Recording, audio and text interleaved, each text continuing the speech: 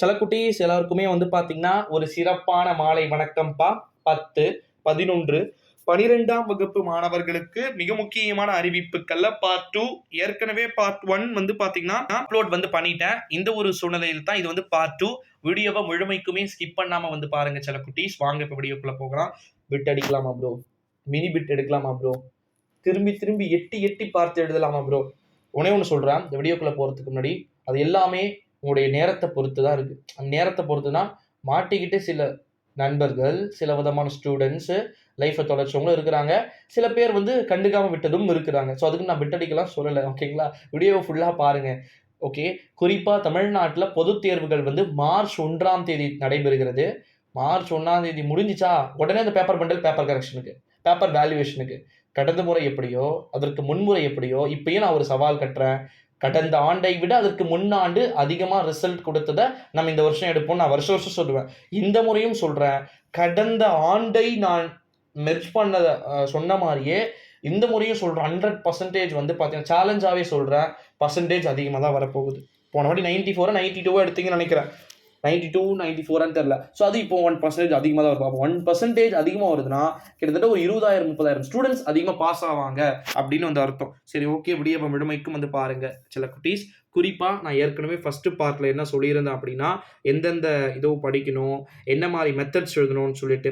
First இப்போ question paper கொடுத்த உடனே 1 மார்க்கு டிக் பண்ண வேணாம் அப்படின்னு சொல்லிட்டு சில விதமான டீச்சர்ஸ்லாம் வந்து சொல்லுவாங்க. அதெல்லாம் நீங்கள் பெருசாக கண்டுக்கவும் மாட்டீங்க, நீங்கள் அப்படி தான் போடுவீங்க. ஏன்னா அதை நம்ம பசங்க எதை வந்து பண்ணக்கூடாதுன்னு சொல்லுவோமோ அதை நம்ம ஃபஸ்ட்டு பண்ணுவோம். இந்த ஒரு சூழ்நிலையில் சில குட்டீஸ் அதெல்லாம் பண்ணலாம். எப்படின்னா, நல்லா சின்னதாக ஒரு புள்ளி கண்ணுக்கே உங்கள் கண்ணுக்கு மட்டும் தெரியும், ஓகேங்களா? 2 3 இது போட்டு பார்த்தா கூட தெரியக்கூடாது, ஓகேங்களா? உத்து பார்த்தா கூட தெரியக்கூடாது. அந்த மாதிரி நீங்கள் பண்ணி எழுதிக்கோங்க. ஏன்னா ஒரு சில டைமுக்கு நமக்கே ஆன்சர் மறந்துடும். இதுக்கு இதுவா அதுக்கு அதுவா, புரியுதுங்களா? அந்த மாதிரி இருக்கும். அதனால வந்து ஃபர்ஸ்ட் 1 மார்க் வந்து எழுதிருங்க. பார்ட் 1ன்னு போட்டு 15 1 மார்க் இருக்கா, 15 1 மார்க் எழுதிருங்க.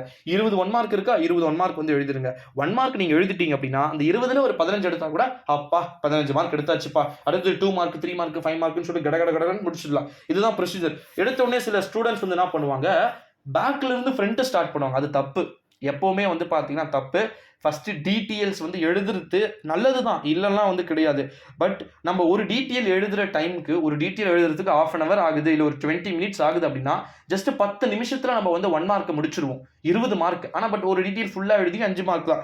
ஸோ அதனால வந்து அந்த ஒரு விஷயத்தில் வந்து நீங்கள் கரெக்டாக இருங்க சில குட்டீஸ். 10, 11, 12ஆம் வகுப்பு மாணவர்களுக்கு கடந்த காலங்களை காட்டிலும் இந்த முறை வந்து பார்த்தீங்கன்னா தேர்வுகள் மிக மிக எளிமையான முறையில் வந்து பார்த்தீங்கன்னா இருக்கக்கூடும் அப்படின்னு சொல்லிட்டு தான் நம்முடைய பள்ளிக்கல்வித்துறை எஜுகேஷன் டிபார்ட்மெண்ட் சார்பில் அறிவுறுத்தப்பட்டிருக்கு. வினாத்தாள்கள் எல்லாம் நீங்கள் அங்கங்கே படித்த சென்டருக்கு வந்து கூப்பிட்டு போயிட்டாங்க. நீங்கள் என்ன பண்ணணும், பப்ளிக் அன்னைக்கு உங்கள் ஸ்கூலுக்கு போங்க, டேரெக்டாக உங்கள் ஸ்கூலுக்கு போங்க. எக்ஸாம் ஹாலுக்கு முன்னாடியே வந்து போங்க. 10 மணிக்கு நீங்கள் எக்ஸாம் ஹாலில் இருக்கணும்.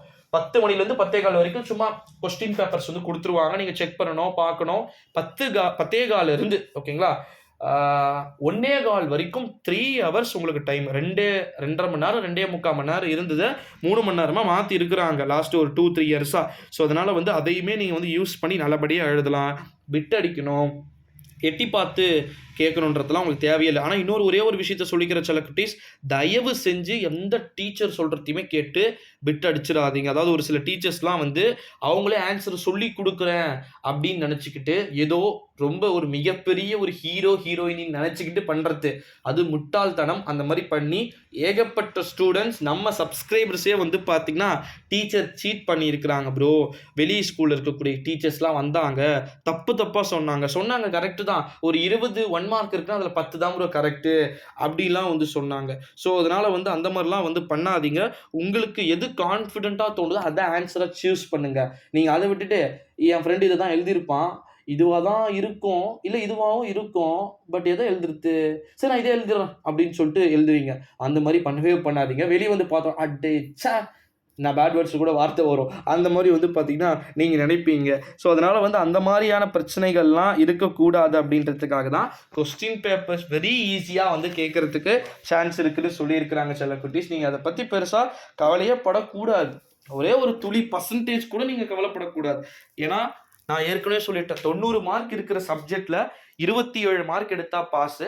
அதற்கான இம்பார்ட்டன்ட் கொஸ்டினையும் நம்ம அப்டேட் பண்ணிட்டோம். கீழே டிஸ்கிரிப்ஷன் டெலிகிராம் குரூப் லிங்க் இருக்குன்னு சொல்லிட்டேன். நெக்ஸ்ட் அடுத்த கட்டமாக 70 மார்க் இருக்கக்கூடிய சப்ஜெக்டில் வெறும் 15 17 எடுத்தாலே பாஸு அப்படின்னு சொல்லிட்டேன். அடுத்தது 10th 35 மார்க் எடுக்கணும் 100க்கு அப்படின்னு சொல்லிட்டேன். ஸோ அதனால் வந்து ரொம்பவே ஈஸியஸ்ட் கொஸ்டின் பேப்பராக 2024 இருக்கலாம். ஸோ வெயிட் பண்ணி பார்க்கலாம் சில குட்டீஸ். ஸோ மறக்காமல் நம்முடைய யுவராஜ் மாஸ் மீடியான்ற சேனலுக்கு புதிய பார்வையாளர்களாக இருந்தீங்கன்னா சேனலை சப்ஸ்கிரைப் பண்ணிக்கோங்க. நன்றி, வணக்கம். அடுத்த வீடியோவில் அடுத்த காணொளியில் சந்திக்கலாம்.